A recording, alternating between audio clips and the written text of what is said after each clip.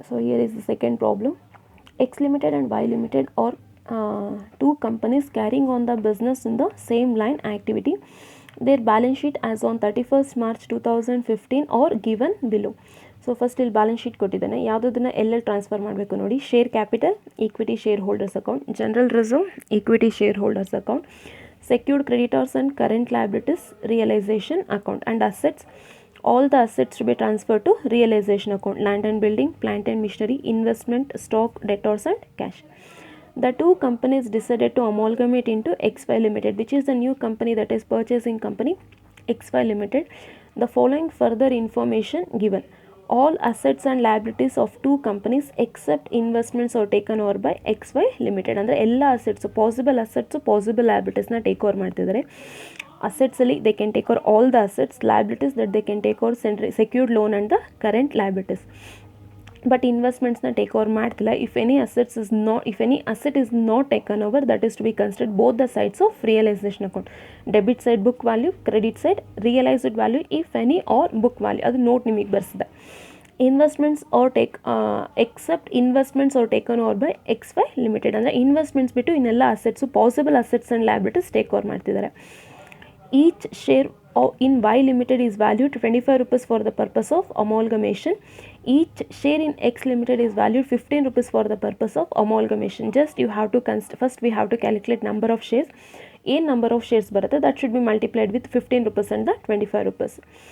Shareholders in X Limited and Y Limited are paid off issuing them sufficient number of equity shares of 10 each in XY as fully paid up par. ಈ ಪಾಯಿಂಟ್ನ ignore ಮಾಡ್ಕೊಳ್ಳಿ. They are discharging in the form of equity ಶೇರ್ಸಲ್ಲಿ discharge ಮಾಡ್ತಿದ್ದಾರೆ.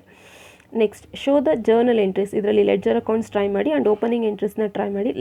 Ledger accounts ಮಾಡಿದೆ, opening entries ಮತ್ತು balance sheet ನೀವೇ try ಮಾಡಿ. Even previous ಪ್ರಾಬ್ಲಮಿಗೂ ಅಷ್ಟೇ.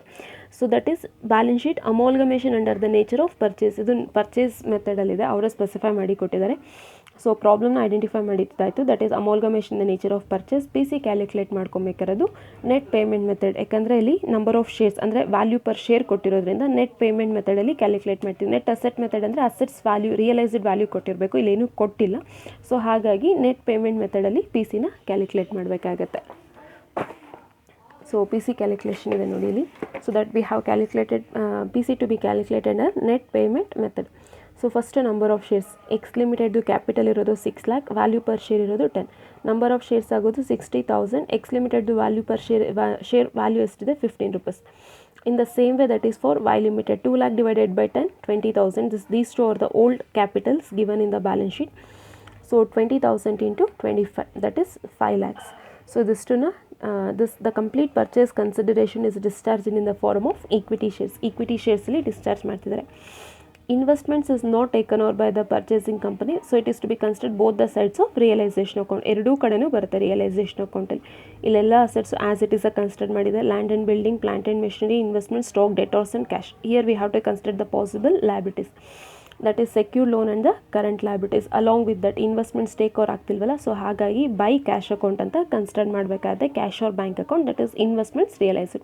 ಇಲ್ಲಿ ರಿಯಲೈಸ್ಡ್ ವ್ಯಾಲ್ಯೂ ಕೊಟ್ಟಿಲ್ಲ, so we have to consider book ವ್ಯಾಲ್ಯೂನ consider ಮಾಡ್ಕೊಂಡಿದ್ದೀವಿ. So suppose if they have given realised value, then we have to consider realised value. ಇಲ್ಲಿ realised value ಬರ್ತಿತ್ತು.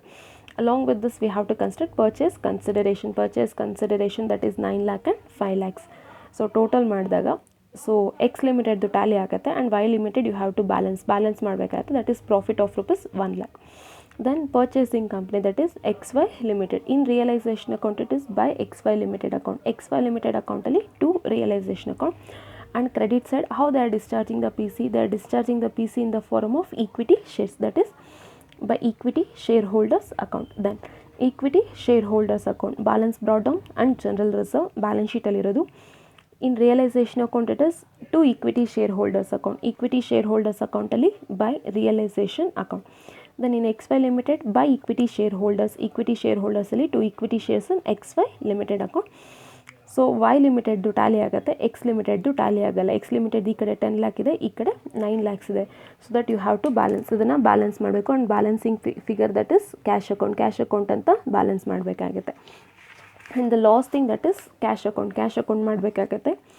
So ನೀವು ಯಾವ ಅಕೌಂಟ್ ಮಾಡ್ತಾ ಇದ್ದೀರಾ, first that we have to brought down the ಬ್ಯಾಲೆನ್ಸ್ನ brought down ಮಾಡಬೇಕಾಗತ್ತೆ. To balance brought down, balance ಶೀಟಲ್ಲಿ ಇದೆಲ್ಲ ಕ್ಯಾಶ್ ಬ್ಯಾಲೆನ್ಸ್, ಫಸ್ಟ್ ಅದನ್ನು ಬ್ರಾಡ್ ಡೌನ್ ಮಾಡ್ಕೊಳ್ಳಿ, that is 1 lakh and 1 lakh.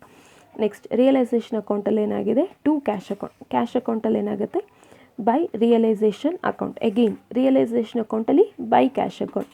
So cash ಅಕೌಂಟಲ್ಲಿ to realisation account, equity shareholders ಅಕೌಂಟಲ್ಲಿ to cash account, cash ಅಕೌಂಟಲ್ಲಿ by equity shareholders account, that is of X Limited. So ಈ account tally ಆಗುತ್ತೆ. ಇದು ಟ್ಯಾಲಿ ಆಯಿತು ಅಂದರೆ ನೀವು ಮಾಡಿರೋ ಪ್ರಾಬ್ಲಮ್ಮು ಕರೆಕ್ಟ್ ಆಗಿದೆ. ಫಾರ್ ದಿಸ್ ಈ ಪ್ರಾಬ್ಲಮ್ಗೆ opening entries and balance sheet ಮಾಡಿ, and for the previous problem you have to prepare the complete ledger account, opening entries and the balance sheet.